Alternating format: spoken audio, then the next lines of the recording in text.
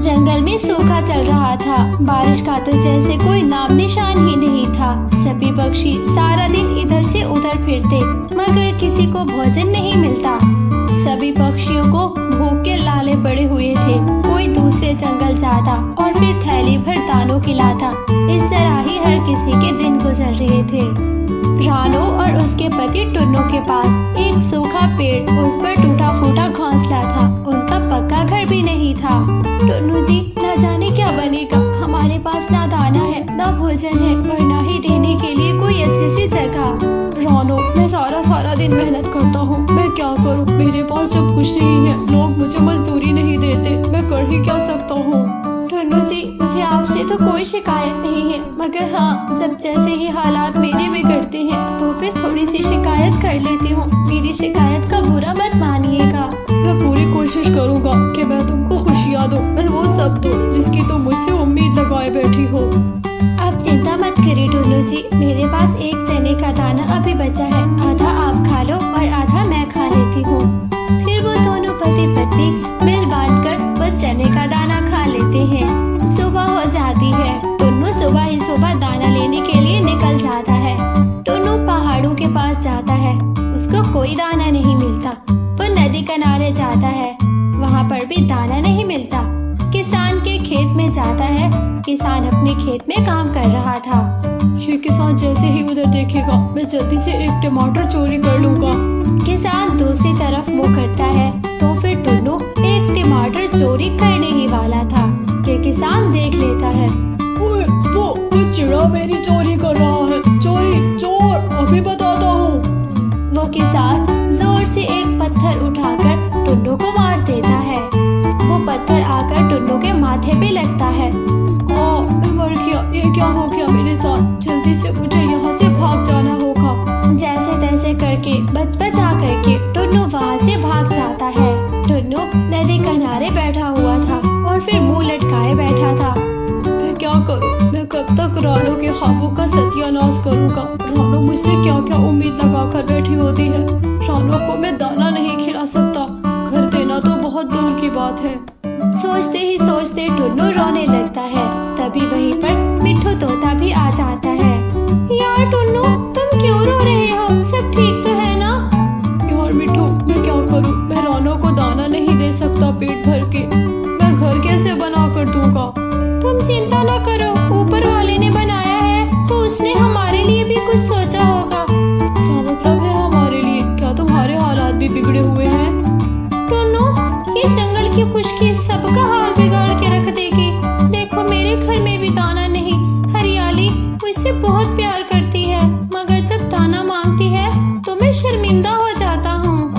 हाँ टुन्नू, हम पापा पक्षियों की जिंदगी भी न जाने कितनी अजीब हो चुकी है। दाना हमारे जिम्मे, घर बनाना हमारे जिम्मे, एक जिम्मेदारी है हम पर। लेकिन टुन्नू, तुम दिल छोटा मत करो। देखो, चलो एक साथ दाना ढूंढने चलते हैं। मैंने सारा जंगल छान मारा है, दाना कहीं भी नहीं। ये बात सुनकर तोता भी मुंह लटका लेता है। वो दोनों बहुत परेशानी के आलम में शाम के समय अपने घर को लौट जाते हैं। टुन्नू जी, आप आज भी कुछ नहीं लाए होंगे दाना खाने के लिए? मेरे घर में भूख है, भूख के सिवा कुछ भी नहीं। रानो, तुम जंगल के हालात अच्छे से जानती हो, फिर मुझ पर क्यों भरम हो रही हो? मैं आप पर भरम नहीं हो रही, मगर कुछ तो सोचे। मैं सारा दिन दाने का इंतजार करती रहती हूँ। हाँ, नदी का पानी भी थोड़ा बचा है, जो पीना है वो पी लो और थोड़ा सा मटके में भर के रख देना, क्योंकि जंगल में खतरनाक किस्म का सूखा आने वाला है। जंगल में सूखा हो या हरियाली हो, मगर मैं इतना जरूर बोलूंगी, ना हमारे घर में दाना कभी जमा हुआ था और ना ही जमा है। और फिर हाँ, हमारा घर भी नहीं बन पाएगा कभी। ऐसी मायूसी की बातें करके रानो अपने घोंसले में सो जाती है। रानो, तुम कहने के लिए तो बहुत कुछ कह जाती हो, मगर मैं सहता हूँ। कहने वाला और सहने वाला कभी बराबर नहीं होते। टुन्नू को रात भर नींद नहीं आती। चाहे जो होगा, अब मैं रानो को घर भी बना कर दूंगा और रानो को पेट भर के दाना भी दूंगा। वो सारे वादे पूरे करूंगा जो मैंने उससे शादी से पहले किए थे। सुबह हो जाती है। टुन्नू सुबह ही सुबह बिना बताए वहाँ से चला जाता है। अरे, आज तो टुन्नू काम पर जल्दी चले गए हैं, मुझे बताया भी नहीं उन्होंने। शायद मेरी रात की बातें उनको बुरी लगे, नाराज हो गए वो मुझसे। रानो बहुत परेशान हो जाती है। आज मैं भी ताना लेने जाऊंगी, टुन्नू को मिले या ना मिले, आज मैं टुन्नू की फेवरेट बिरयानी बनाऊंगी, मेरे टुन्नू खुश हो जाएंगे। वैसे तो रानो अपने टुन्नू से बहुत प्यार करती थी, मगर वो क्या है ना कि हालात ने उनके रिश्ते को खराब कर दिया था। टुन्नू जंगल के सबसे बड़े चोर कालू कौवे के पास जाता है। कालू भाई, मुझे आपसे बात करनी है। हाँ, बोलो बोलो टुन्नू, तुम तो एक शरीफ पक्षी हो। अरे इन बदमाशों के टोले में तुम्हें आने की क्या जरूरत है? टुन्नू जी, मुझे हालात लेकर आए हैं, मेरे घर में भूख है। इनफैक्ट मेरा घर भी नहीं है, एक टूटा फूटा घोंसला है। हाँ, मैं तुम्हारे हालात समझ सकता हूँ। देखो टुन्नू, मेरा कितना बड़ा आलीशान घर है, मेरे घर में दाना भोजन की कमी नहीं होती। इसलिए मैं चाहता हूँ कि आप मुझे अपने साथ रख लें, काम पे रख लें मुझे अपने साथ। तुम मुझे जो भी काम कहोगे मैं कर लूँगा, मगर हाँ, आप ऐसा करना कि मुझे ऐसे काम देना जिनको मैं आसानी से कर पाऊँ। अरे तुम परेशान मत हो, मेरी पत्नी है ना गौरी, गौरी को जाकर अपना इंटरव्यू दो और गौरी तुम्हारा इंटरव्यू लेगी, वो तुम्हें पास करेगी, तभी मैं तुम्हें नौकरी पे रख सकूंगा। फिर टुन्नू चिड़ा गौरी के पास जाता है। चलो चलो, तुम्हारा इंटरव्यू हो गया है, तुम्हारी नौकरी कल से पक्की है। उल्लू जी, कल तुम नौकरी पर आना। हाँ, नेक्स्ट कौन है, आ जाए। टुन्नू, तू कब से आ गया हमारी टीम में? चलो कोई नहीं, तुम्हारा भी इंटरव्यू कर लेती हूँ मैं। हाँ गौरी जी, मुझसे आसान सवाल पूछना जिनके मैं जवाब दे सकूं। अच्छा, इस बात का तो ये मतलब हुआ कि तुम हर हाल में नौकरी करना चाहते हो। हाँ बिल्कुल, मैं हर हाल में करना चाहता हूँ, गुर्बत ने मेरा हाल बिगाड़ दिया है। हाँ टुन्नू, वो तो जब मैंने कारोबार शुरू किया था तभी तुम्हें पार्टनरशिप पे रखना चाहती थी, मगर तुम आए ही नहीं। चलो अब तो आगे, देर ही सही। बताओ, अगर तुम्हें कोई गरीब पक्षी मिले तो क्या करोगे उसके साथ? मैं उस गरीब पक्षी के पास जितना भी अनाज होगा, कुछ भी होगा, पैसे सब छीन लूंगा। अगर कुछ भी ना हुआ तो मैं उसको आपकी तरफ ले आऊंगा, आप अपनी टीम में शामिल कर लेना। शाबाश मेरा टुन्नू भाई।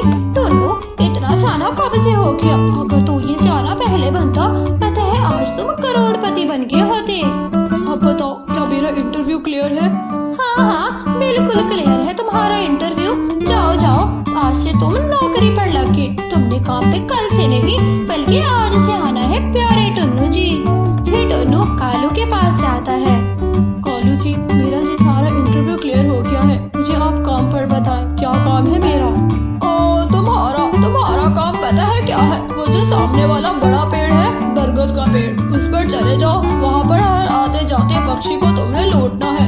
ये लो, ये तुम्हारा असला भी है। कालू टुन्नू को एक छोटी सी छुरी देता है। टुन्नू उस छुरी को अपने पंखों में छुपाकर वहाँ से चला जाता है। टुन्नू एक बड़े बरगद के पेड़ पर बैठ जाता है। तो जाने किस दिल से गरीबों को लूटूंगा, मेरा दिल तो नहीं करता, मगर मैं क्या करूं, मेरे घर की भी मजबूरियां हैं। काफी देर तक टुन्नू इधर उधर देखता है, मगर कोई भी पक्षी अभी तक वहाँ से आया नहीं। उधर रानो एक बड़े खेत में जाती है, जो कि मकई के भुट्टे का खेत था। रानो वहाँ से एक मकई का भुट्टा तोड़ती है। मेरे टुन्नू को मकई का भुट्टा बहुत पसंद है, टुन्नू मजे ले लेकर खाएगा। रानो मकई का भुट्टा लेकर अभी वापस आने ही वाली थी कि उसको रास्ते में एक बूढ़ी कबूतरी मिल जाती है। अरे बेटी, मैं बहुत भूखी हूँ, मेरे पेट में बहुत दर्द है, मेरे बूढ़े पंखों में तो जान भी नहीं कि मैं अपने लिए कोई भोजन इकट्ठा कर सकूं। अरे माँ जी, आप रुकिए, मैं आपको कुछ खाने के लिए देती हूँ। अरे बेटी, मुझे कुछ नरम नरम सा देना खाने के लिए। माँ जी, आप तो जानती हैं जंगल में सूखा चल रहा है, कहीं भी कुछ खाने को मिलता नहीं है। बेटी, तो अगर इस बूढ़ी माँ की मदद करेगी तो ऊपर वाला भी तुम्हारी मदद करेगा, मुझे कुछ खाने को दे दो। रानो मकई का भुट्टा आगे करती है। लीजिए माँ जी, मेरे पास यही मकई का भुट्टा है जो मैं अपने पति के लिए लेकर जा रही थी, आप ले लीजिए, ये आप खा लेना। बेटी, ये मकई के सख्त दाने तो मैं नहीं खा पाऊंगी, मगर हाँ, किसी दुकान पर मकई का भुट्टा देकर बदले में मैं कोई नरम नरम ग़िज़ा ले लूंगी अपने लिए। माँ जी, मेरे पास तो यही था जो मैंने आपको दे दिया। अब आपकी मर्जी, आप जैसे ही खाना अपना खाएं। रानो फिर से अपने घर वापस चली जाती है और वो बूढ़ी फाख्ता मकई का भुट्टा लेकर वहां से चली जाती है। टुन्नू इधर उधर बरगद के पेड़ पर बैठकर पक्षियों के आने का इंतजार कर रहा था। टुन्नू को वो बूढ़ी फाख्ता आते हुए दिखाई देती है। आ क्या, कोई पक्षी आ गया, उसके पास है भी मकई का भुट्टा, अभी छीन लूंगा मैं उससे। टुन्नू उस बूढ़ी कबूतरी को रोक लेता है। रुक जाओ, कहाँ जा रही हो? अरे बेटा, हट्टे कट्टे हो, सेहतमंद हो, मुझ बूढ़ी को रोक कर तुम्हें क्या मिलेगा? हटो मेरे रास्ते से, मुझे जाने दो। बिल्कुल भी नहीं, ऐसा बिल्कुल नहीं होगा। लाओ, दो ये मकई का भुट्टा मुझे दो। अरे बेटा, खाने के लिए यही मांग कर लाई हूँ किसी से, वो भी मकई का भुट्टा। खाने दो मुझे, मेरी भूख के आगे तुम मत आओ। मैं भी तो भूखा हूँ, मेरा पेट किससे भर रहा है? लाओ, दो मकई का भुट्टा। टुन्नू अपने पंखों में से छुरी निकालता है। वो बूढ़ी कबूतरी डर के मारे टुन्नू को वो दे देती है। लो बेटा, मकई का भुट्टा तुम खा लो, बस तुम्हारी माँ की उम्र की हूँ। लो, तुमने मुझ पे छुरी उठाई है, तुम्हारा यही अदब काफी है। वो बूढ़ी कबूतरी रोने लगती है और फिर वहां से चली जाती है। मैं इतना जालिम कैसे हो सकता हूँ? हे ऊपर वाले, मुझे माफ कर देना। मैं तुम्हारे पक्षियों पर जुल्म कर रहा हूँ, बहुत बड़ा जुल्म कर रहा हूँ। टुन्नू बहुत परेशान था, मगर उसके घर की भूख ने उसको मजबूर करके रख दिया था। शाम हो जाती है और कोई भी पक्षी नहीं आया था। टुन्नू के पास वही एक ही मकई का भुट्टा था। एक ही मकई का भुट्टा है, चलो आज रानों का पेट तो भर दूंगा ना मैं इससे। आज टुन्नू बहुत खुश था और वो खुशी खुशी अपने घर को आ जाता है। रानो, रानो मेरी प्यारी पत्नी, अपनी आंखें बंद करो, तुम्हारे लिए एक सरप्राइज है। टुन्नू जी, मैं जानती हूँ आज आप मेरे लिए भोजन लाए हैं, इसीलिए ही मेरे साथ ये खेल खेल रहे हैं। रानो, तुम हर समय मेरा सरप्राइज खराब कर देना, बिल्कुल ऐसे ही ना, गंदी बच्ची। चलो आंखें बंद करो, तुम्हारे लिए सरप्राइज है। रानो अपनी आंखें बंद करती है और फिर टुन्नू वो मकई का भुट्टा आगे रखता है। चलो अब आंखें खोल दो। रानो जैसे ही देखती है उस मकई के भुट्टे को देखकर रानो परेशान सी हो जाती है। टुन्नू जी, मुझे ये बात सच सच बताओ, ये मकई का भुट्टा तुम कहाँ से लेकर आए हो? क्यों क्यों, क्या हुआ रानो? ये मकई का भुट्टा मैं तुम्हारे खाने के लिए लेकर आया हूँ। मैं जानती हूँ आप मेरे खाने के लिए तो लेकर आए हो, मगर ये बताओ कि मकई का भुट्टा आपको कहाँ से मिला? रानो उस मकई के भुट्टे को देखकर ही पहचान जाती है। ये तो वही मकई का भुट्टा है टोनू जी, जो आज मैंने एक बूढ़ी कबूतरी को दिया था। क्या मतलब है इस बात का? तुम्हारे पास मकई का भुट्टा कहाँ से आया? मैं दूसरे जंगल गई थी, किसान के खेत से एक मकई का भुट्टा तोड़ा था। रास्ते में मुझे बूढ़ी कबूतरी मिली, ये मकई का भुट्टा मैंने उसको दिया। आप मुझे ये बताइए, मकई का भुट्टा आपके पास कैसे आया? रानो, मुझे माफ कर दो, वो जो जंगल के चोर कौवे हैं, उन कौवों की टीम में मैं शामिल हो गया हूँ। मैंने उस बूढ़ी कबूतरी से छीन लिया है ये मकई का भुट्टा। टोनू जी, आपको शर्म आनी चाहिए, आपकी पत्नी अच्छे काम करती है। अपनी भूख पर मैंने उसकी भूख को तरजीह दी और आपने उस बूढ़ी से छीनकर मेरी भूख को तरजीह दी। रानो, और चाहे जो भी हो जाए, मैं तुम्हारी जिंदगी में खुशियाँ लाना चाहता हूँ। और हाँ, जो खुशियाँ मैं खुद नहीं दे सका, वो अब मैं गलत तरीके से लूँ या अच्छे तरीके से, मगर तुम्हें अब खुश रखूंगा। टोनू जी, बात खुशियों की होती ना तो मैं आपके साथ बहुत खुश हूँ, मगर इस तरह किसी का हक मारकर मैं खुश नहीं रह पाऊंगी। तो मैं क्या करूँ, बताओ मुझे। टोनू जी, मैं बारिश में भीगते हुए रह सकती हूँ, मैं सूखे में भूख पे भी रह सकती हूँ, मगर हाँ, इस तरह किसी और को दर्द देकर मैं अपना पेट नहीं पाल सकती। रानो वो मकई का भुट्टा उठाती है, वो सीधा उसी बूढ़ी कबूतरी के घर जाती है। मुझे माफ कर दो, वो मेरे पति हैं जिन्होंने आपसे मकई का भुट्टा छीना। ये लीजिए, मैंने उनको बहुत डांटा है और वो बहुत शर्मिंदा है। बेटी, तुम्हारा बहुत बहुत शुक्रिया, तुम बहुत ही अच्छी बच्ची हो। देखो, अगर तुम जैसी पत्नियां हो तो पति कभी भी नहीं भटकेंगे। फिर रानो वापस टुन्नू के पास आती है। टुन्नू जी, आप इस काम को छोड़ दीजिए, मैं भूखी रह लूंगी। देखिए, मैं फटा पुराना पहन लूंगी, मगर इस तरह नहीं। मैं कभी भी उस तरबियत का जनाजा नहीं निकलने दूंगी। जो तरबियत मेरे माता पिता ने मेरे लिए की और आपके माता पिता ने आपके लिए की। रानो, मुझे माफ कर दो, मैं तो भूल गया था कि मेरी पत्नी तो मेरा इतना साथ देने वाली है। रानो, मुझे माफ कर दो। टुन्नू जी, आप मुझसे नहीं, ऊपर वाले से माफी मांगिए कि आप कुछ लम्हे के लिए भटक गए थे। रानो, मैं आइंदा कभी भी ऐसा नहीं करूँगा। बस तुम मेरा साथ बनाए रखना, तुम मेरी ताकत हो। मैं तुम्हारे साथ आधे चने का दाना भी खा सकता हूँ। टुन्नू जी, आप परेशान क्यों होते हो? रानू का दिल बहुत मजबूत है, क्योंकि हमारी मोहब्बत जो बहुत मजबूत है। ऐसे ही रात हो जाती है। अगली सुबह बहुत तेज बादल और फिर बारिश शुरू हो जाती है। जंगल में बहुत तेज बारिश होती है, जिससे पूरे जंगल में हरियाली आ जाती है। फिर रानू और उसके पति टुन्नू की जिंदगी बहुत आसान हो जाती है। प्यारे दोस्तों, इस कहानी से हमें क्या सीख मिलती है? हमें सीख ये मिलती है कि हालात से लड़ते लड़ते कभी भी गुमराह नहीं होना चाहिए, क्योंकि जब दुआ कबूल नहीं होती तो हम अपना खुदा नहीं बदलते। अगर आपको हमारी ये कहानी अच्छी लगी हो तो हमारे चैनल को सब्सक्राइब कर दें और हमारी स्टोरी को लाइक कर दें। आपका धन्यवाद।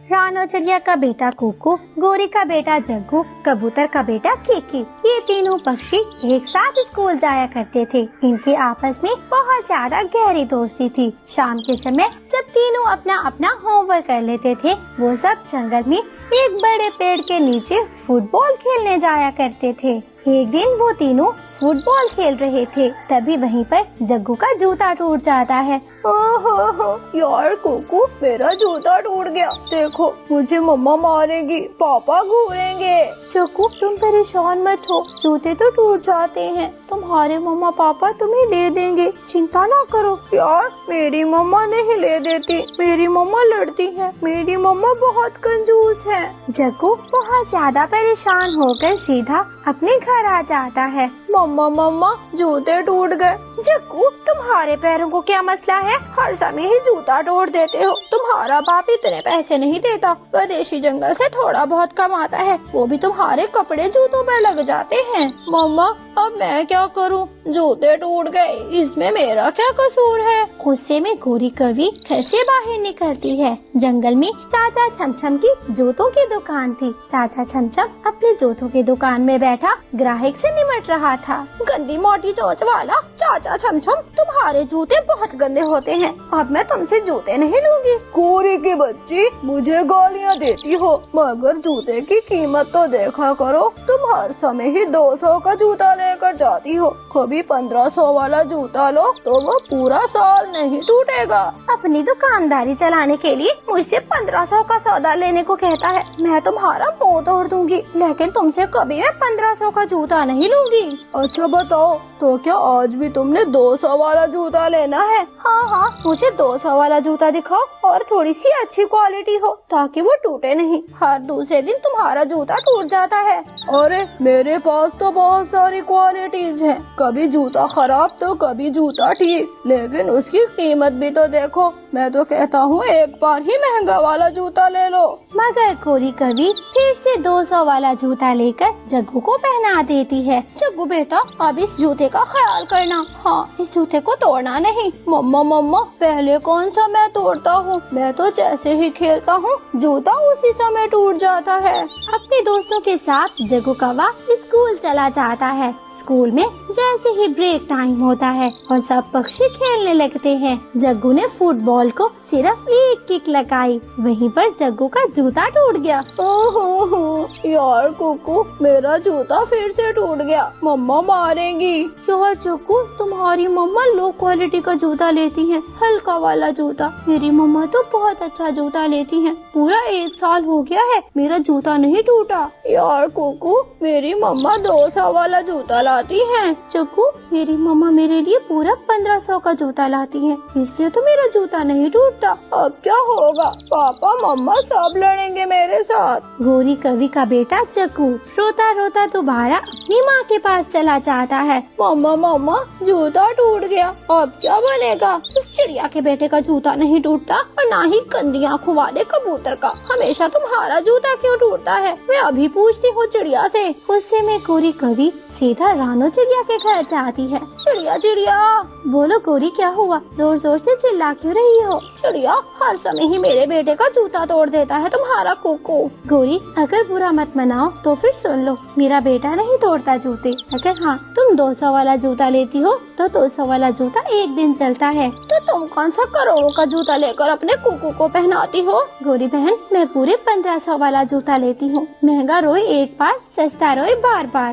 मगर गोरी कवि को ये बात भी समझ में नहीं आती और वो गुस्से में सीधा अपने घर चली जाती है। तभी जंगल में एक पक्षी आता है जो कि कपड़े धोने वाला साबुन बेच रहा था। साबुन लो, कपड़े बेचने वाला सस्ता साबुन लो, साबुन लो। पक्षी रुकना, मैंने भी साबुन लेना है। गोरी कवि उस पक्षी के पीछे पीछे भाग कर जाती है। बताओ साबुन कितने का है? देखो, अच्छे वाला साबुन जो है वो पूरे 200 का है और सस्ते वाला साबुन 20 रुपए का।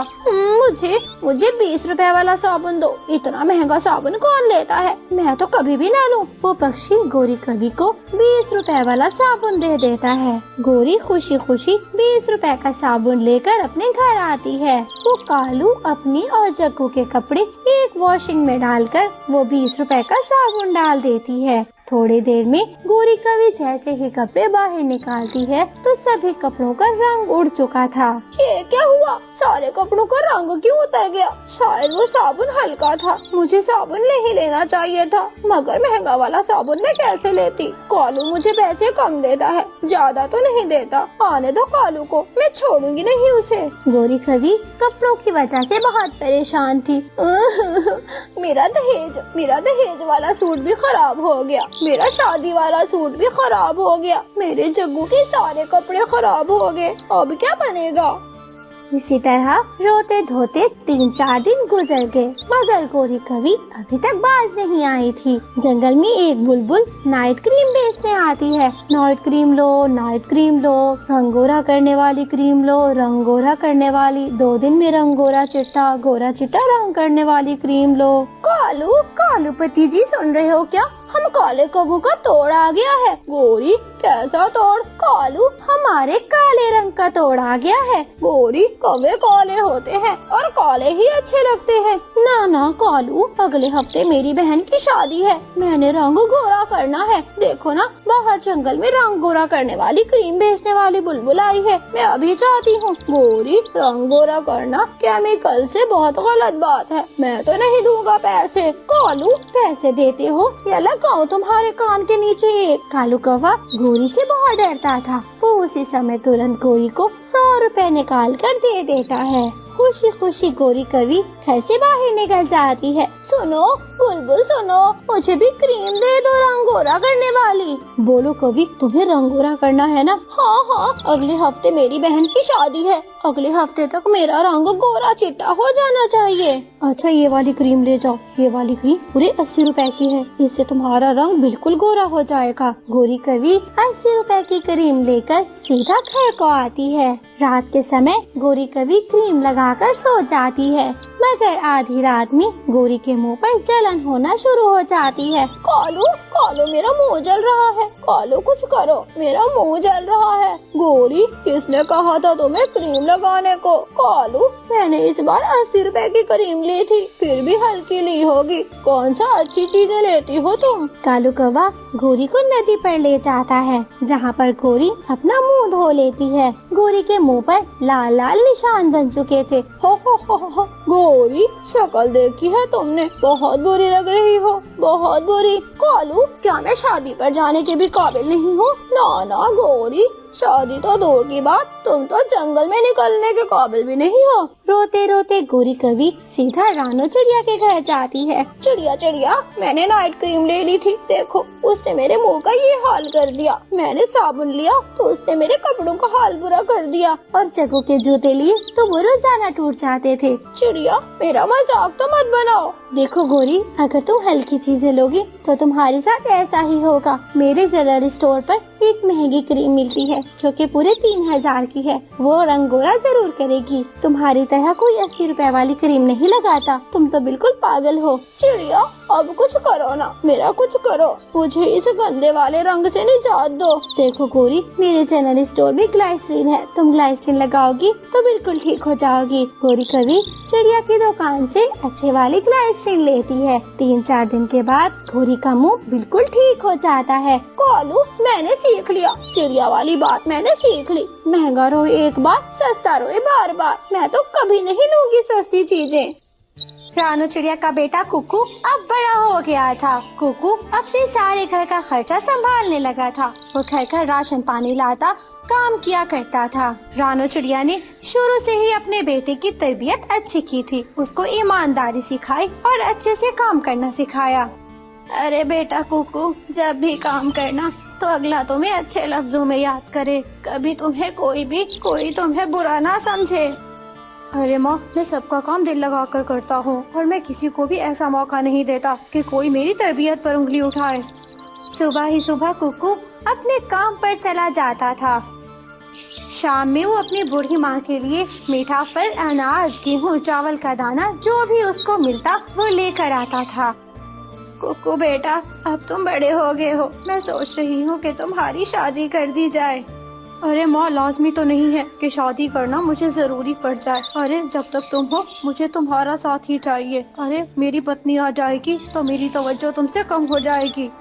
अरे नहीं मेरा बच्चा, जिससे मोहब्बत हो वो रिश्ते हमसे दूर नहीं होते, बल्कि वो तो हमारे दिल के करीब होते हैं। मगर माँ, मैं चाहता हूँ कि मैं तुम्हारे साथ रहूँ, हमारे बीच और कोई ना आए। अरे बेटा कुकू, ना जाने मेरी सांसें कब तक है। मैं तुम्हारा बसता हंसता घर देखना चाहती हूँ। हमारे घर में भी अंडे हो, छोटे छोटे बच्चों की चूं चूं हो, कितना अच्छा लगेगा। अरे वो मुझे दादी दादी पुकारेंगे। देखो माँ, जैसे तुम्हारी इच्छा। अगर तुमको अच्छा लगता है कि मैं शादी कर लूँ तो फिर ठीक है। आप खुद ही मेरे लिए कोई अच्छी सी चिड़िया देख लें। अरे मेरा मासूम भोला भाला बेटा, तूने भी तो दुनिया देखी है। क्या तू किसी चिड़िया को नहीं जानता? क्या तुझे कोई चिड़िया पसंद नहीं आई? अरे नहीं माँ, आपने मेरी इतनी अच्छी तरबियत की है कि मैं किसी को भी गलत निगाहों से नहीं देखता और ना ही किसी की इज्जत को ऐसे उछालता हूँ। मैं काम से काम रखता हूँ। अरे कभी कभी तो मुझे अपने बेटे पर इतना फख्र होता है। ऊपर वाले ने मुझ बंदा नाचीज को इतना अच्छा बेटा, फर्माबरदार बेटा दिया है। कुकू अपने काम पर चला जाता है। रानू चिड़िया अपने घर से बाहर निकलती है। वो अपने माँ वाले जंगल जाती है। अरे मेरे माँ वाले जंगल में बहुत अच्छी चिड़िया रहती है। इसी जंगल में ही देख लेती हूँ। मुझे अपने कुकू के लिए अच्छी बीवी और अपने लिए अच्छी बहू मिल जाएगी। रानू चिड़िया उड़ती है। वो जैसे ही झरने के पास से गुजर रही थी तो उसको झरने के पास बैठी एक सुंदर चिड़िया दिखाई देती है। अरे सुंदर चिड़िया, कैसी हो? अरे माँ जी, मैं तो बिल्कुल ठीक हूँ। बताइए, आप किसी मुश्किल में हैं क्या? अरे नहीं बेटा, मुश्किल में नहीं हूँ। मेरा बेटा बहुत अच्छा है, बहुत ज्यादा समझदार और मेरा फर्माबरदार। मैं उसके लिए एक अच्छी चिड़िया की तलाश में हूँ। मैं अब अपने बेटे की शादी करना चाहती हूँ। अरे माँ जी, आप तो बिल्कुल ठीक जगह पर आई हैं और मैं एक अच्छे चिड़े की तलाश में हूँ। मैंने भी शादी करनी है ना। मेरे माता पिता नहीं है, मैं एक अनाथ लड़की हूँ। अरे तब तो बहुत अच्छा हुआ, मुझे अनाथ लड़की मिल गई। किसी की मदद भी हो जाएगी और मुझे अच्छी बहू, बेटे को अच्छी बीवी मिल जाएगी। रानू चिड़िया सुंदर चिड़िया को लेकर अपने घर चली जाती है। वो उन दोनों की शादी करवा देती है। शादी के बाद तो उस सुंदर चिड़िया के लक्षण ही और थे। वो तो रानू चिड़िया से बहुत लड़ाई करती, हर समय मुंह बनाकर बैठी रहती थी। अरे बेटा, वो तो काम पर चला गया। देखो घर में कितना काम रहता है। रसोई की सफाई करनी है, बर्तन भी धोने हैं। जाओ शाबाश बेटा, घर को देख लो। अरे वो बुढ़ी चिड़िया कहीं की, क्या तुमने मुझे काम के लिए रखा है क्या? मैं कोई काम वाम नहीं करने वाली, कोई काम वाली नहीं हूँ। मैं कुकू की पत्नी हूँ, पत्नी। अरे बेटा, जो घर की होती है मालकिन, वही घर का ख्याल करती हैं। अब कोई हमसाया थोड़ी ना आके हमारे घर की देखभाल करेगा। चलो शाबाश बेटा, काम पे गुस्सा नहीं करते। तुम्हारा पति भी तो सारा दिन काम करता है। लेक्चर किसी और को जाकर देना, मेरी जान छोड़ो और मुझे सोने दो। कुकू की पत्नी गुस्से से घोंसले में लेट जाती है। रानो चिड़िया बहुत उदास थी। है ऊपर वाले, मैंने कैसी बहू मांगी थी और मुझे तूने कैसी बहू दे दी। अब खुद को ही काम करना होगा। ना जाने मेरी बूढ़ी हड्डियों में कब तक सांस है, मैं ही काम वाली बनी रहूंगी। रानो चिड़िया खुद ही सारे घर का काम करती है। शाम के समय जब कुकू घर वापस आता है तो रानो चिड़िया उसको सारी बात बता देती है। अरे माँ, क्या आपने लाजमी कहना था इसको काम करने का? उसको नहीं आता तरीका काम करने का, आप खुद ही कर लिया करो ना। अरे बेटा कुकू, क्या हो गया है तुझे? कल ही तो तेरी शादी हुई है, एक दिन में कैसे बदल गया तू? अरे माँ, मेरी जिंदगी का यही उसूल है, अगर कोई काम नहीं करना चाहता तो हम किसी को इतना फोर्स नहीं कर सकते। और आप क्यों लड़ती हैं? घर का सुकून मत बर्बाद करें। अरे बेटा कुकू, क्या तुझे अपनी माँ पर इतना ही भरोसा है? देखो माँ, मैं चाहता हूँ आप भी खुश रहे और वो भी खुश रहे। पति जी, देखा आपकी माँ ने मुझे इतना डांटा और तो और मुझे बातें सुनाई, मेरे साथ लड़ती रही। मुझे काम करना नहीं आता, मेरे पंख खराब हो जाते हैं। अरे तुम परेशान मत हो, मुझे पता है, मैं जानता हूँ। तुमने मुझे खुद ही तो बताया था कि तुम पहले कोई काम नहीं करती थी। कुकू, बस कर दो। अपनी माँ का सीना कब तक चीरते रहोगे? क्या तुम्हारी माँ झूठ बोलती है? अरे माँ, मैंने ये नहीं कहा, मगर मेरी पत्नी को काम करना नहीं आता। आप प्लीज इसको काम का मत कहिएगा। रात के समय जब रानो चिड़िया सो जाती है तो कुकू की पत्नी कुकू से कहती है, देखो कुकू, हम कब तक इस बुढ़िया के साथ रहेंगे? देखो, हमारी नई नई शादी हुई है, हमें प्राइवेसी चाहिए। ऐसे तो हम अपनी जिंदगी बर्बाद कर बैठेंगे। तुम्हारी बात तो बिल्कुल ठीक है, मैं माँ से क्या कहूँ? अब मैं माँ को घर से निकाल तो नहीं सकता ना। देखो कुकू, तुम्हारी माँ की वजह से सुकून नहीं है इस घर में, मुझे अच्छा नहीं लगता। मैं किसी दिन घर छोड़कर चली जाऊंगी, तुम अपनी माँ को घर से बाहर निकाल दो। देखो, ये बात तुमने बिल्कुल गलत की है। मैं अपनी माँ को घर से नहीं निकाल सकता, जैसी भी है मेरी माँ है ना। देखो कुकू, अगर माँ रहेगी तो घर में मैं नहीं रहूंगी। कल तो कोई फैसला करना होगा। कुकू की बीवी निराश होकर सो जाती है। सुबह हो जाती है। सुबह ही सुबह कुकू अपनी माँ से कहता है, माँ, अब आप इसे लड़ाई मत कीजिए, फिर हम कर सकता है। बेटा कुकू, क्या मैं पहले किसी से लड़ा करती थी? तू अपनी माँ की आदत से इतना नावाकिफ कैसे हो गया? तू अच्छे से जानता है अपनी माँ को। माँ, आप ठीक कह रही हैं, मैं आपको अच्छे से जानता हूँ, बल्कि अब ज्यादा अच्छे से जान गया हूँ। आपको घर में एक और पक्षी अच्छी नहीं लगती। देखो कुकू, अगर तुम अपनी माँ को घर से बाहर निकालोगी तब मैं घर में रहूंगी, वरना मैं घर छोड़कर चली जाऊंगी। माँ, आप ऐसा क्यों नहीं कर लेती? हमारा जो पुराना वाला घोंसला है, आप वहाँ पर क्यों नहीं रहने चली जाती? देखो, अपनी माँ को चाहे जहाँ भी भेजो, मगर ये मुझे नजर नहीं आनी चाहिए। रानो चिड़िया समझ जाती है कि अब उसको घर छोड़कर चले जाना चाहिए। रानो चिड़िया अपने सामान की पोटली उठाती है और फिर घर छोड़कर चली जाती है। अरे अब तो खुश होना, माँ पुराने वाले घोंसले में चली गई है, अब तो जरा हंस के दिखा दो। हाँ पति जी, अब मैं बहुत खुश हूँ। आपका बहुत बहुत शुक्रिया, आपने मेरे घर को एक बुढ़िया से पाक कर दिया। कुकू काम पर चला जाता है और मम्मा चिड़िया बेचारी पुराने टूटे फूटे घोंसले में जाकर बैठ जाती है। शाम के समय जब कुकू दाना लेकर वापस आ रहा था तो रास्ते में बहुत तेज बारिश होना शुरू हो जाती है। कुकू थोड़ी देर के लिए एक पेड़ की झाड़ियों में छुपकर बैठ जाता है। अरे बहुत तेज बारिश है, घर कैसे जाऊँ? कैसे घर जा सकता हूँ? मेरे पंख थक जाएंगे। कुकू के सामने एक बुलबुल बैठी हुई थी। बुलबुल अपने छोटे से बच्चे को पंखों में छुपाकर बारिश से बचा रही थी। अरे मेरा बेटा छुप जा, मेरे पंखों में छुप जा, मैं सदके जाऊँ। अरे मेरे बेटे को ठंड न लग जाए। वो इधर उधर तिनके पत्ते इकट्ठे करके अपने बेटे को बारिश से बचा रही थी। अरे इसे कहते हैं माँ का प्यार। मेरी माँ मुझसे कितना प्यार करती थी और मैंने माँ को घर से बाहर जाने का बोल दिया। ये देखो, ये भी एक माँ है, बारिश में भीग रही है मगर अपने बच्चे को बचा रही है। मुझे डूब मरना चाहिए। मैंने अपनी माँ के साथ क्या कर दिया? रोते हुए कुकू अपने पुराने वाले घोंसले की दिशा में जाता है जहाँ उसकी माँ बारिश से भीग रही थी और साथ में रो रही थी। माँ, मुझे माफ कर दो। कुकू को देखकर रानो चिड़िया खुशी से और रोती है। बेटा कुकू, तो मेरे पास आ गया। मुझे भरोसा था कि मेरा बेटा जरूर आएगा, जिसे मैंने दुनिया वालों से बढ़ के चाहा है। तुम्हारे पिता के मरने के बाद मैंने तुझे अकेला पाला था। माँ, मुझे माफ कर दो, आइंदा ऐसा कुछ नहीं होगा। माँ घर चलो, माँ आखिरी बार माफ कर दो मुझे। रानो चिड़िया अपने बेटे कुकू को माफ कर देती है और फिर उसके साथ घर चली जाती है। आखिर तुम ले आए ना अपनी माँ को, नहीं रहा जाता था ना तुमसे अपनी माँ के बिना। चलो मैं ही घर से चली जाती हूँ। कुकू डंडा उठाता है और जोर जोर से अपनी पत्नी को मारना शुरू कर देता है। जाओ जाओ, चली जाओ घर से। तुम पहले क्यों नहीं चली गई? मनहूस कहीं की। मैं अपनी माँ के सामने बुरा बन गया। मैं एक अच्छा बेटा था। जाओ यहाँ से। पति जी मुझे मत मारे, छोड़ देना, छोड़ दे। माँ जी रोक लीजिए, सासू माँ मुझे रोक लीजिए, मैं अपने मायके नहीं जा सकती, मेरा कोई नहीं है उधर। माँ मुझे माफ कर दे, आप भी घर में रहें और प्लीज मुझे भी रहने दें। बेटा कुकू, आप दोनों छोटे हो, छोटे बच्चों से गलतियाँ होती रहती हैं। मैं भी ऐसे समझूंगी कि मेरे बच्चों ने गलती की और गलती पर पछताकर माफी मांग ली। चलो आज से हम फिर से मिलकर रहते हैं। फिर वो चिड़ियों का परिवार एक खुशहाल परिवार बन जाता है और हंसी खुशी अपनी जिंदगी गुजारना शुरू कर देता है।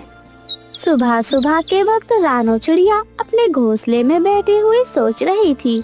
गुड़िया की स्कूल की छुट्टियां पड़ चुकी हैं। कितने दिन हो गए अपनी माँ से मिले हुए, क्यों ना इस बार मैं उनके जंगल चली जाऊं और वहाँ कुछ दिन रह कर आऊँ। ऐसा सोचकर रानो चिड़िया अपनी बेटी गुड़िया को उठाने लगती है। गुड़िया बेटी, ओ गुड़िया बेटी, चलें जल्दी उठ जाएं, आज हम आपकी नानी के घर जाएंगे। गुड़िया तो अपनी नानी का नाम सुनकर बहुत ज्यादा खुश हो जाती है और वह उछलकर उठ जाती है। सच मम्मा, क्या हम नानू के घर जाएंगे मम्मा?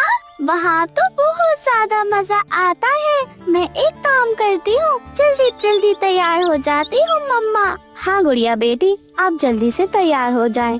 मैं भी जल्दी जल्दी अपना सामान बांध लेती हूँ। रानो चिड़िया जल्दी जल्दी सामान बांध लेती है और गुड़िया भी जल्दी जल्दी तैयार हो जाती है और फिर वे दोनों मिलकर उड़ती जाती हैं। दोनों ही अपने सफर पर निकल चुकी थी। रानो चिड़िया की माँ का घर थोड़ी दूर था, इसलिए वह थक जाती हैं और थक कर रानो चिड़िया एक पेड़ पर बैठ जाती है। गुड़िया बेटी, आप भी थक गई होंगी। आपके नानू का घर दूसरे जंगल में है, वह थोड़ा दूर है, यहाँ बैठकर कुछ देर आराम कर लो। तभी गुड़िया से सवाल करती है, मम्मा नानू मेरे लिए हलवा बनाएंगे ना मम्मा? हम तो वहाँ पर बहुत सारे आम भी खाएंगे मम्मा। मम्मा इस बार हम जल्दी नहीं आएंगे, मुझे वहाँ पर बहुत सारे दिन रुकना है मम्मा। आपको पता है मम्मा, मेरे वहाँ पर दोस्त भी है।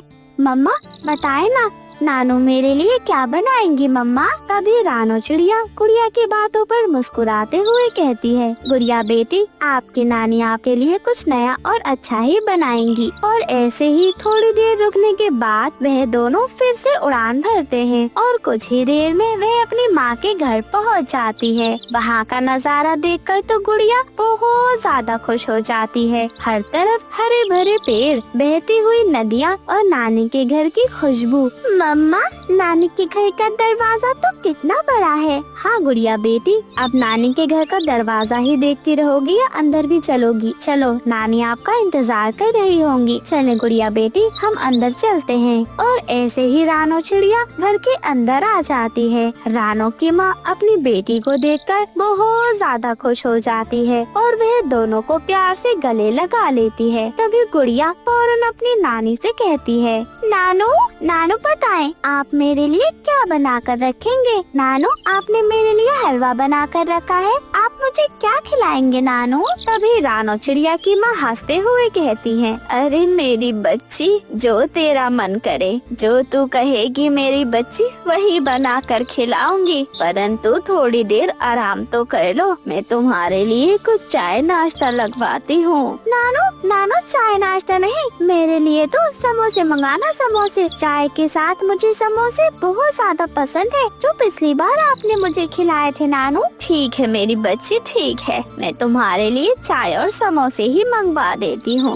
और फिर रानो चिड़िया की माँ फौरन उनके लिए चाय और समोसे मंगवाती है। चाय और समोसे खाकर गुड़िया तो बहुत ज्यादा खुश हो जाती है। वह जल्दी जल्दी चाय और समोसे खाती है। मम्मा देखे कितने अच्छे चाय समोसे हैं, मुझे तो नानू के घर के चाय समोसे बहुत अच्छे लगते हैं। नानू, आपको पता है हमारे जंगल में ऐसे चाय समोसे कहीं पर भी नहीं मिलते हैं। जल्दी जल्दी गुड़िया चाय समोसे खाती है और फिर अपने दोस्तों से मिलने घर के बाहर चली जाती है। उसके नानी के घर के बाहर बहुत सुंदर सुंदर फुलवारी थी, हरे हरे पेड़ थे जिन्हें देखकर गुड़िया बहुत ज्यादा खुश हो जाती है। गुड़िया उन्हें देख ही रही होती है, तभी उसके कुछ दोस्त वहाँ पर आ जाते हैं। अरे गुड़िया गुड़िया, तुम यहाँ पर कब आई? मैंने तुम्हें देखा, मैं और किक्की खेलने जा रहे थे, तभी हमारी नजर तुम्हारे ऊपर पड़ी। तुम कब आई गुड़िया? हमें तो तुम्हें देखकर बहुत खुशी हुई। हमारे घर चलना गुड़िया तुम, मैं अपनी मम्मा से मिलवाऊंगा तुम्हें। हाँ ठीक है, मैं आप लोगों के घर जरूर जाऊंगी, परंतु अभी हम एक काम करते हैं। मैंने अभी बहुत ज्यादा खा लिया है, उसे हजम भी तो करना है ना। हम लोग फुटबॉल खेलते हैं, ठीक है ना कुक्कू? ठीक है ना किक्की? हाँ हाँ बिल्कुल ठीक है, हम लोग फुटबॉल खेलते हैं। और ऐसे ही वे सभी बच्चे मिलकर गेम खेलने लगते हैं। और ऐसे ही थोड़ी देर बाद किक्की उसे अपने साथ अपने एक पार्क में लेकर जाता है, जहाँ पर झूले थे। झूले देखकर गुड़िया बहुत ज्यादा खुश हो जाती है। गुड़िया तो पूरा दिन बस बाहर ही खेलती रहती है। रानो को उसकी याद सता रही थी, वह बहुत परेशान थी। माँ, पता नहीं ये गुड़िया कहाँ चली गई है, अभी तक घर में नहीं घुसी। इसने दोपहर का खाना तक नहीं खाया है। अरे बेटी, पड़ोस के बच्चों के साथ खेल रही होगी, बच्ची है, आ जाएगी। यहाँ पर डरने वाली कोई बात नहीं है बेटा, यहाँ कोई चील वील नहीं रहती, कोई शिकारी नहीं है यहाँ। बेफिक्र रहे, तू बेफिक्र रहे, आती ही होगी। ऐसे ही रात हो जाती।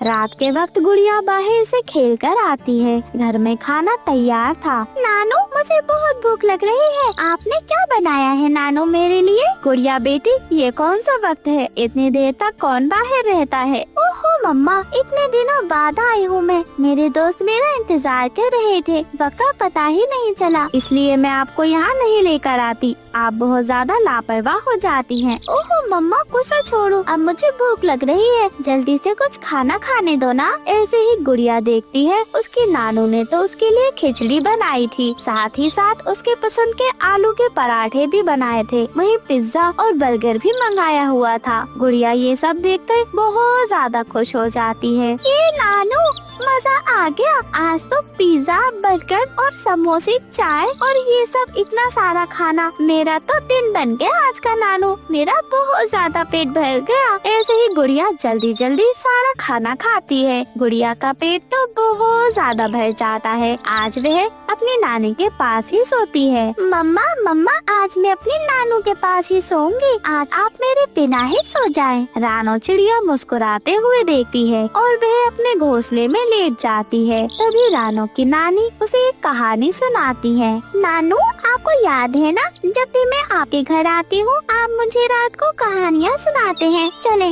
अब जल्दी से मुझे कोई अच्छी सी कहानी सुनाए।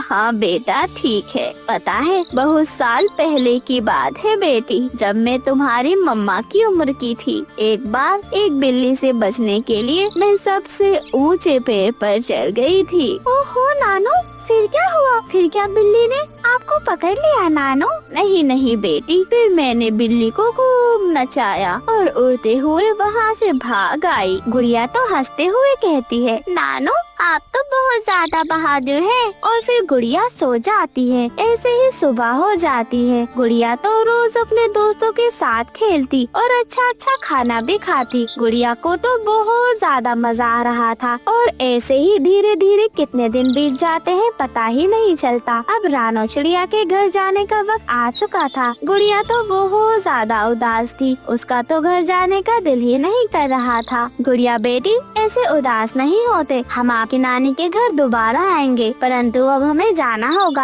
आपके स्कूल भी तो खुल गए होंगे ना बेटा, आपको पढ़ाई भी तो करनी है। अगली छुट्टियों में हम दोबारा आ जाएंगे। मम्मा मेरा तो यहाँ पर बहुत ज्यादा मन लग रहा है, मेरा तो जाने का दिल ही नहीं कर रहा। हाँ गुड़िया बेटी, परंतु हम दोबारा आ जाएंगे, अभी चलो हम यहाँ से चलते हैं। और फिर रानो की माँ उसे कुछ विदाई के लिए तोहफे देती है और वहाँ से उन्हें विदा करती है। ऐसे ही वह दोनों माँ बेटी वापस अपने घर आ जाती हैं। रानो चिड़िया की बेटी उससे कहती है, मम्मा अगली बार हम बहुत जल्दी चले जाएंगे और फिर वहाँ पर काफी दिन रुक कर आएंगे। हाँ गुड़िया बेटी ठीक है। और इसी तरह रानो चिड़िया और गुड़िया ने अपनी नानी के घर में खूब मस्ती की और यादगार समय बिताया। जंगल में बहुत ज्यादा सर्दियाँ पड़ रही थी। रानो चिड़िया पूरे जंगल में इधर उधर दाने की तलाश कर रही थी, परंतु जंगल में दाना था कि मिलने का नाम ही नहीं ले रहा था। ऐसे ही रानो चिड़िया रोज सुबह सवेरे निकल जाती और पूरे जंगल में दिन भर इधर उधर दाना पानी ढूंढती रहती, परंतु ठंड के मौसम में दाना मिलना बहुत ज्यादा मुश्किल था। ऐसे ही रानो चिड़िया थकी हारी घर वापस आ जाती है। उसकी बेटी उससे सवाल करती है, मम्मा क्या हुआ? क्या आज भी दाना नहीं मिला मम्मा? क्या हम आज भी भूखे ही सोएंगे मम्मा? मम्मा हमारे पास तो एक कंबल तक नहीं है, मुझे बहुत ज्यादा ठंड लग रही है मम्मा, मुझे रात भर नींद नहीं आती। गुड़िया बेटी तो ठंड के मारे कांपते हुए ये बात बता रही थी। गुड़िया बेटी आप चिंता मत करें, ऊपर वाला एक दिन हमारी जिंदगी जरूर बदलेगा। पता नहीं मम्मा कब वो दिन आएगा, मुझे बहुत ज्यादा ठंड लग रही है। देखे मेरे पर छूकर देखे, ये कितने ठंडे हो रहे हैं। ठंड के मारे लगता है कि मैं मर ही जाऊंगी। गुड़िया बेटी अपने मुंह से ऐसी बातें नहीं निकाला करते। देखना जल्दी बहुत जल्दी हमारे दिन भी बदलेंगे और सब कुछ ठीक हो जाएगा गुड़िया बेटी। रानो चिड़िया अपनी बेटी गुड़िया को अपने पंखों में दबाकर सुला लेती है ताकि उसे ज्यादा ठंड न लगे, परंतु ठंड इतनी ज्यादा तेज थी कि दोनों माँ बेटियों को रात भर नींद नहीं आती। वह तो बस चुपचाप लेटी हुई थी। वहीं दूसरी तरफ एक कालू कौवा और गौरी कौवी भी रहते थे। कालू कौवा और गौरी कौवी जंगल के सबसे ज्यादा बेकार पक्षी थे। वह बहुत ज्यादा लालची थे। वह कमजोर पक्षियों का मजाक तो उड़ाया ही करते थे, साथ ही साथ उनका दाना भी छीन लेते थे। ऐसे ही अगली सुबह रानो चिड़िया दाना लेकर घर जा रही थी, तभी कालू कौवा उसे डराने लगता है और उसका दाना छीनने की कोशिश करता है। रानो इस ठंड में तुम कहाँ जा रही हो और तुम्हें ये दाना कहाँ से मिल गया? कहीं तुम इसे कहीं चुरा कर तो नहीं लाई हो? कौवे भैया आप ये कैसी बातें कर रहे हैं? मैं क्यों किसी का दाना चुराऊंगी? यह भोजन मैंने अपनी बेटी के लिए बहुत मुश्किल से ढूंढा है। आप हटे, मुझे जाने दे यहाँ से। इतनी आसानी से नहीं जाने दूंगा। शराफत से ये दाना मुझे दे दो, वरना मैं तुम्हें इस पेड़ से नीचे फेंक दूंगा और तुम्हारे पंख बांध दूंगा ताकि तुम सीधे नीचे ही गिरो, उड़ भी ना पाओ। अब दाना दे रही हो या नहीं? नहीं कौवे भैया, मैं आपको बिल्कुल भी दाना नहीं दूंगी। अगर मैंने ये दाना आपको दे दिया तो मैं क्या खाऊंगी फिर? और मेरी बेटी गुड़िया वह भूखी रह जाएगी।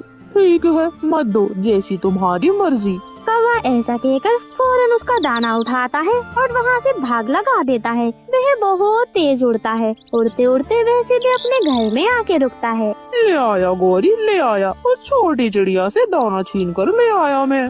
कालू जी आप तो मेरे सुंदर पति हैं।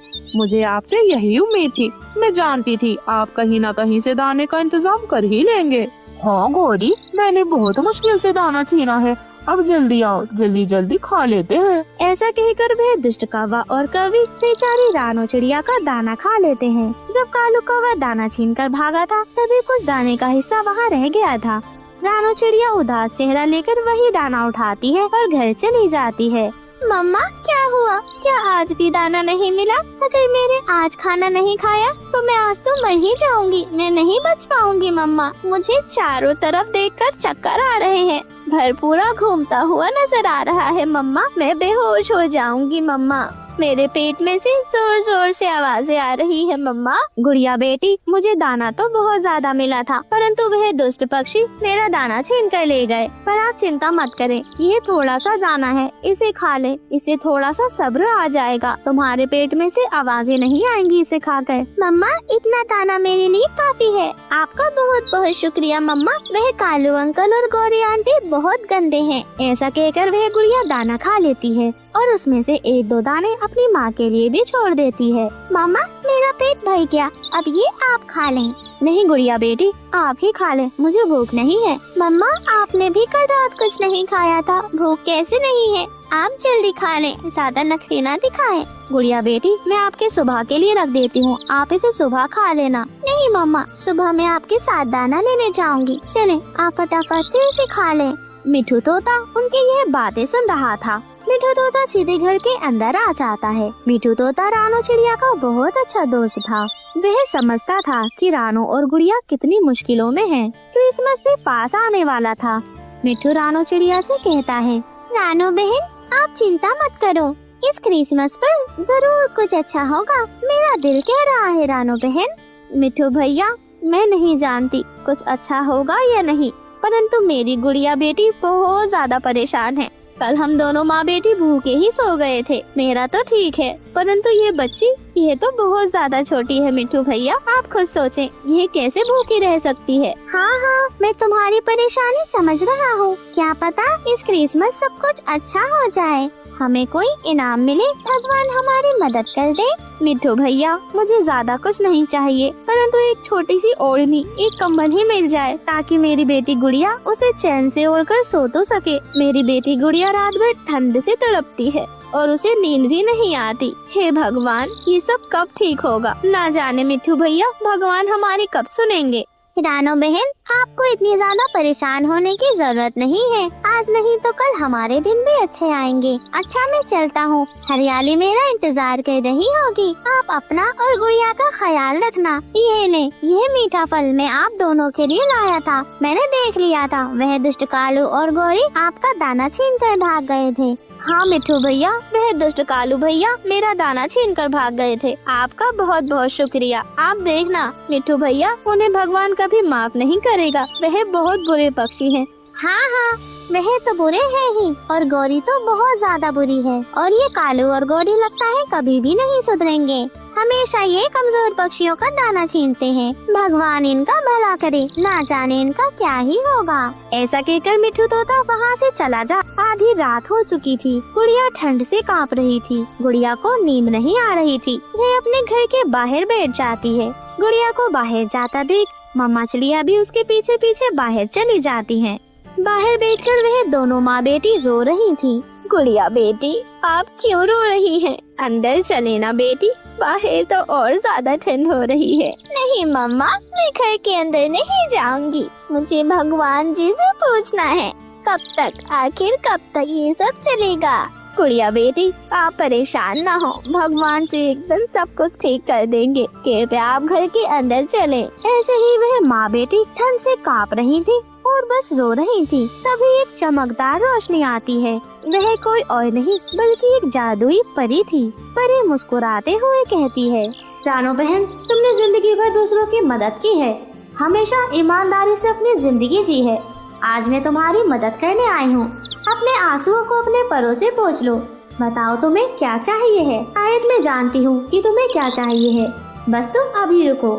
परी की उस जादुई रोशनी से वहाँ पर एक बहुत सुंदर सा घर बन जाता है और उस घर में ढेर सारा खाना और गर्म कपड़े भी थे, गरम गरम कंबल भी थे। रानो चिड़िया और गुड़िया तो बहुत ज्यादा खुश थी। परी आंटी, आपका बहुत बहुत शुक्रिया। आप नहीं जानती आपने मुझे कितनी बड़ी खुशी दी है। मैं आपका शुक्रिया कैसे अदा करूं? इतने सारे फल और ये गरम गरम कंबल, आज तो मुझे बहुत अच्छी नींद आएगी। और ये घर तो बहुत ज्यादा बड़ा और सुंदर भी है।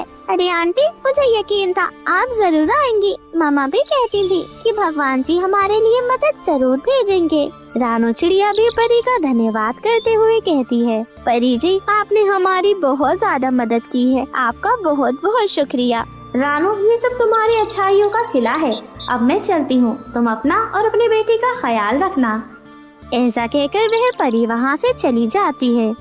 कालू कौवे और गौरी कौवे देखते हैं कि रानो चिड़िया के पास इतना ज्यादा खाना और सुंदर सुंदर घर है, तो वह उसे चुराने की योजना बनाने लगते हैं। कालू जी, सुना आपने, वह छोटी चिड़िया ने नया घर ले लिया है। मैंने सुना है उसके घर के अंदर तरह तरह के खाने, गरम गरम कंबल और गरम गरम कपड़े भी हैं। क्यों ना हम उनकी सारी चीजें चुरा लें। कालू जी, कैसा लगा मेरा आइडिया?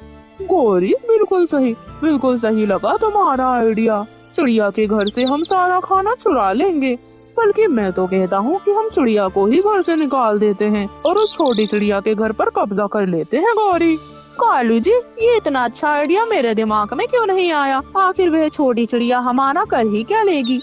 चलो, कुछ भी नहीं बिगाड़ पाएगी वह हमारा। हम चलकर उसे उसी के घर से बाहर निकाल देंगे और उसके गरम गरम घर और गरम गरम कंबल में मीठे मीठे भोजन खाएंगे। ऐसा कहकर वह कालू कौवा और गौरी कौवे रानो चिड़िया के घर में चले जाते हैं। परंतु जैसे ही वह घर में घुसने की कोशिश करते हैं, वहाँ परी आ जाती है और परी उन्हें एक पेड़ से उल्टा लटका देती है। अरे परी जी, छोड़ दो, हमें छोड़ दो। हम तो बस रानो बहन को मुबारकबाद देने आए थे। झूठ की सजा बहुत बड़ी होती है और तुम सब झूठ बोलने से कभी बाज नहीं आओगे। तुम दोनों को इसकी कड़ी सजा मिलेगी। हमें माफ कर दो, हमसे बहुत बड़ी गलती हो गई, कृपया हमें माफ कर दो, हमें छोड़ दो। कालू कौवा और गौरी कौवी परी से माफी मांगते हैं और परी उन्हें चेतावनी देते हुए कहती है, दुष्ट कालू और गौरी, आज तो मैं तुम्हें छोड़ रही हूँ, परंतु याद रखना, अगर आगे से तुमने किसी भी पक्षी को परेशान किया तो अच्छा नहीं होगा। मैं तुम्हें इसकी बहुत बड़ी सजा दूंगी। हो सकता है कि मैं तुम्हारी जान भी ले लूं। नहीं, बिल्कुल नहीं। नाना परी जी, हम कुछ नहीं करेंगे। हम तो अब अच्छे पक्षी बनकर दिखाएंगे, क्यों कालू जी? हाँ गौरी बिल्कुल सही कह रही है। हम दोनों जंगल के अब अच्छे कौवा कौवी बनकर दिखाएंगे। आप देखना, हम जंगल के सबसे अच्छे कौवा कौवी बनेंगे। परी जी, बस हमें छोड़ दें, हमें माफ कर दे परी जी। परी उन्हें